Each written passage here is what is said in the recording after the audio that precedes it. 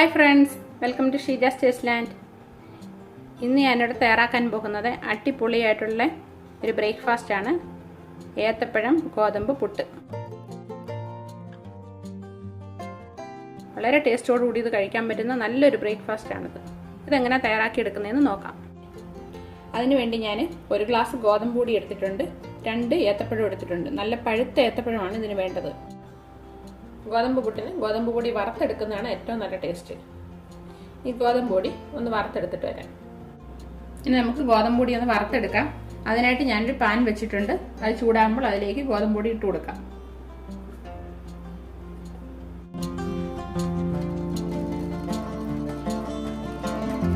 Medium ഫ്ലെയിമിൽ വെച്ച് നന്നായിട്ടൊന്ന് ചൂടാക്കി എടുക്കണം. ഗോതമ്പ് പൊടി വറക്കാതെയും നമുക്ക് പുട്ടുണ്ടാക്കി എടുക്കാൻ പറ്റും, പക്ഷെ വറുത്തിട്ട് ചെയ്യുന്നതിനാണ് നല്ല ടേസ്റ്റ്.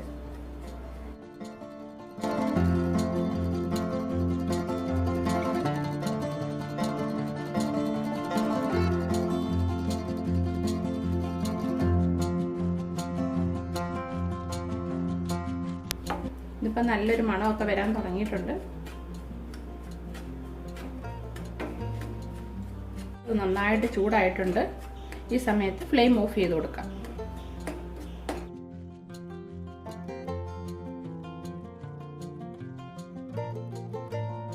ഞാനിത് ബൗളിലേക്ക് മാറ്റി വെച്ചിട്ടുണ്ട്.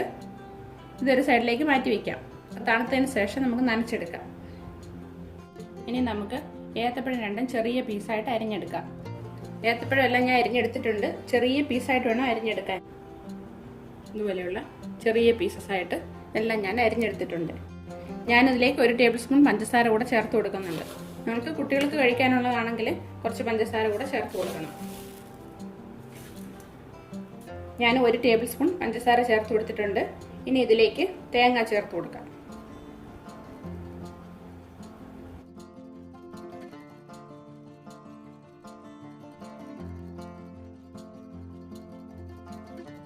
നന്നായിട്ട് മിക്സ് ചെയ്തെടുത്തിട്ടുണ്ട്. അങ്ങനെ നമ്മുടെ ഗോതമ്പ് പുട്ടിനുള്ള ഫില്ലിങ്സ് റെഡി ആയിട്ടുണ്ട്. ഇനി ഇതൊരു സൈഡിലേക്ക് മാറ്റി വയ്ക്കാം. ഇനി ചെയ്യേണ്ടത് നമ്മൾ വറുത്ത് വെച്ച പൊടി നനച്ചെടുക്കാം. ഇനി നമുക്ക് വറുത്ത് വെച്ച ഗോതമ്പ് പൊടി നനച്ചെടുക്കാം. അതിനായിട്ട് ആദ്യം അതിലേക്ക് ആവശ്യത്തിന് ഉപ്പിട്ട് കൊടുക്കാം. കൈ കൊണ്ട് തന്നെ നനച്ചെടുക്കേണ്ടത്. ഉപ്പിട്ട ശേഷം നന്നായിട്ടൊന്ന് മിക്സ് ചെയ്തിട്ടുണ്ട്.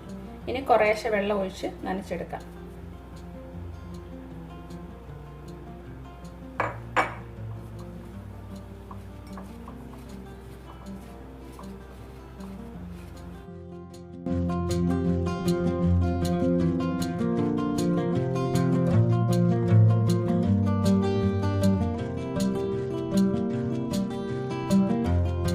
പൊടി നനച്ചെടുത്തിട്ടുണ്ട്. നന്നായിട്ട് നനച്ചെടുത്തിട്ടുണ്ട്. കട്ടയൊന്നുമില്ലാതെ ഇതുപോലെ എടുക്കണം.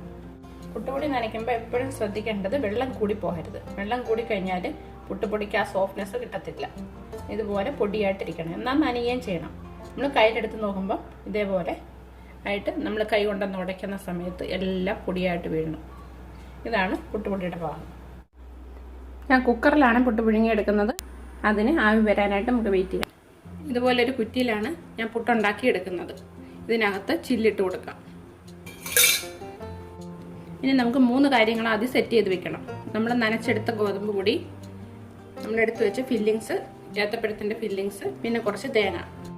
ആദ്യം നമുക്ക് കുറച്ച് തേങ്ങ ഇതിലിട്ട് കൊടുക്കാം. കുറച്ച് തേങ്ങ അതിട്ട് കൊടുത്തിട്ടുണ്ട്. ഇനി പുട്ടുപൊടി ഇട്ട് കൊടുക്കാം. ആദ്യം ഞാൻ ഇട്ട് കൊടുത്തത് തേങ്ങ ഇട്ട് കൊടുത്തു, പിന്നെ നനച്ചു വെച്ച പൊടി ഇട്ട് കൊടുത്തു. അതിന് ശേഷം നമ്മൾ എടുത്തു വെച്ച ഫില്ലിങ്സ് ഇട്ട് കൊടുത്തു. ഏത്തപ്പഴത്തിൻ്റെ ഫില്ലിങ്സ് ഇട്ട് കൊടുത്തു. പിന്നെ അതിന് ശേഷം വീണ്ടും മാവിട്ടു. പിന്നെ അതിന് മുകളിൽ ഏത്തപ്പഴത്തിൻ്റെ ഫില്ലിങ്സ് ഇട്ടിട്ടുണ്ട്. ഇനി ഇതിന് മുകളിലേക്ക് മാവിട്ട് കൊടുക്കാം. പുട്ടുപൊടി ഇട്ട് കൊടുക്കാം. പുട്ടുപൊടി മുകളിലിട്ടു. ഇനി അതിന് മുകളിൽ തേങ്ങ ഇട്ട് കൊടുക്കാം. റെഡി ആയിട്ടുണ്ട്. ഇനി നമുക്ക് സ്റ്റീം ചെയ്തെടുക്കാം. ഇനി ഇത് അടച്ചു വെക്കാം. കുക്കറിലെ വെള്ളമൊക്കെ തിളച്ച് നല്ല സ്റ്റീം വരാൻ തുടങ്ങിയിട്ടുണ്ട്. ഇനിയും പുട്ടുകുറ്റി അതിലേക്ക് വെച്ച് കൊടുക്കാം.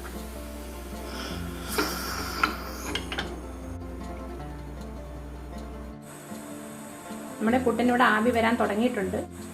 നന്നായിട്ട് സ്റ്റീം വന്നതിന് ശേഷം 2 മിനിറ്റ് കഴിഞ്ഞിട്ട് നമ്മൾ പുട്ട് എടുക്കാം. ഇനിയും ബാക്കിയുള്ള മാവ് ഞാൻ ചെയ്തെടുക്കുന്നത് ഇതിനകത്താണ് ഞാൻ ചെയ്തെടുക്കുന്നത്. ഇതിന് ഒരു ചില്ലുണ്ട്, അത് ഇതിന് നടുക്ക് ഇട്ട് കൊടുക്കണം. അത് ഇതിലേക്ക് ഇട്ട് കൊടുത്തു. ഇനി ആദ്യം തേങ്ങ ഇട്ട് കൊടുക്കാം. മറ്റേത് ചെയ്തെടുത്തതുപോലെ തന്നെ ഇതിന് ലെയറായിട്ട് ഇട്ട് കൊടുക്കണം. പുട്ട് കുറ്റിയിലുണ്ടാക്കിയതുപോലെ തന്നെ നമുക്ക് ഇതിനകത്തും ചെയ്തെടുക്കണം. ലെയറായിട്ട് ഇട്ട് കൊടുക്കണം. ആദ്യം തേങ്ങ ഇട്ട് കൊടുക്കാം. തേങ്ങ അടിക്കിട്ടൊന്ന് നിരത്തി കൊടുത്തിട്ടുണ്ട്. ഇനി പുട്ടുപൊടി ഇട്ട് കൊടുക്കാം. അതുപോലെ ആദ്യം തേങ്ങ ഇട്ടു, പിന്നെ പുട്ടുപൊടി ഇട്ട് കൊടുത്ത് ഇനി പുട്ടുപൊടി ഇട്ട് ഒന്ന് ലെയറാക്കി എടുക്കാം. ഇനി ചെയ്യേണ്ടത് നമ്മുടെ ഏത്തപ്പഴത്തിൻ്റെ മിക്സ് ഇട്ട് കൊടുക്കാം.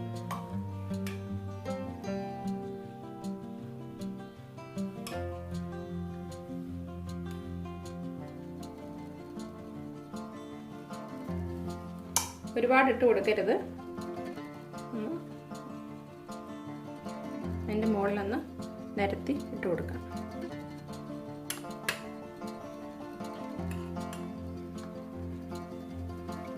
ഇനി ചെയ്യേണ്ടത് വീണ്ടും പുട്ടുപൊടി ഇട്ട് കൊടുക്കാം. ഇതേ മെത്തേഡിലാണ് മറ്റേതിലും ചെയ്തത്. ഞാൻ വീഡിയോ ഓണാക്കാൻ മറന്നുപോയി, അതുകൊണ്ട് അത് കാണാൻ പറ്റിയില്ല ശരിക്കും. ഇതുപോലെ തന്നെയാണ് അതിലും ചെയ്തെടുക്കുന്നത്. ഇനി ഇതിന് മുകളിൽ തേങ്ങ ഇട്ട് കൊടുക്കാം.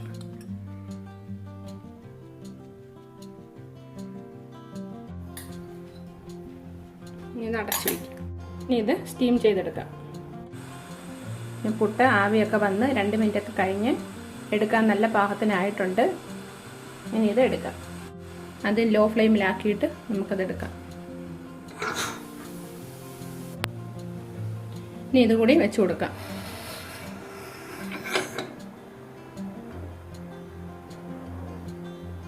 എന്നിട്ട് മീഡിയം ഫ്ലെയിമിൽ വെച്ച് കൊടുക്കാം. അത് ഇതേപോലെ ആവി വന്നതിന് ശേഷം 2 മിനിറ്റ് കഴിഞ്ഞിട്ടേ എടുക്കാവൂ.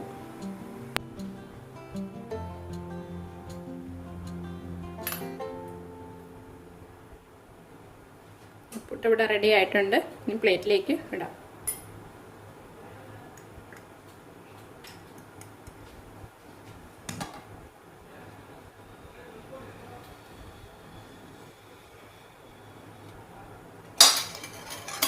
ഇവിടെ അടിപൊളിയായിട്ടുള്ള ഗോതമ്പ് പുട്ട് റെഡി ആയിട്ടുണ്ട്. ഇതും ആവി വന്നിട്ടുണ്ട്. ഇതും ആവി വന്നതിന് ശേഷം എടുത്തിട്ടുണ്ട്. അടിപൊളിയായിട്ടുള്ള പുട്ട് റെഡി ആയിട്ടുണ്ട്. ഇതും കൂടി ഇതിലേക്ക് വെച്ചിട്ട് കൊടുക്കാം.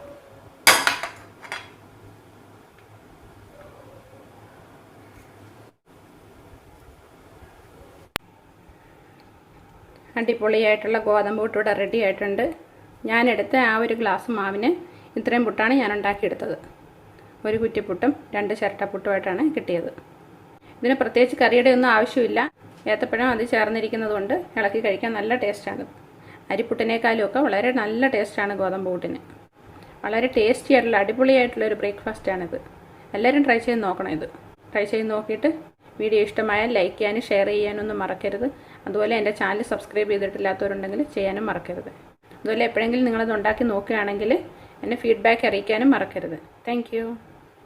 ഇനി അടുത്ത നല്ല റെസിപ്പിയുമായിട്ട് നമുക്ക് വീണ്ടും കാണാം.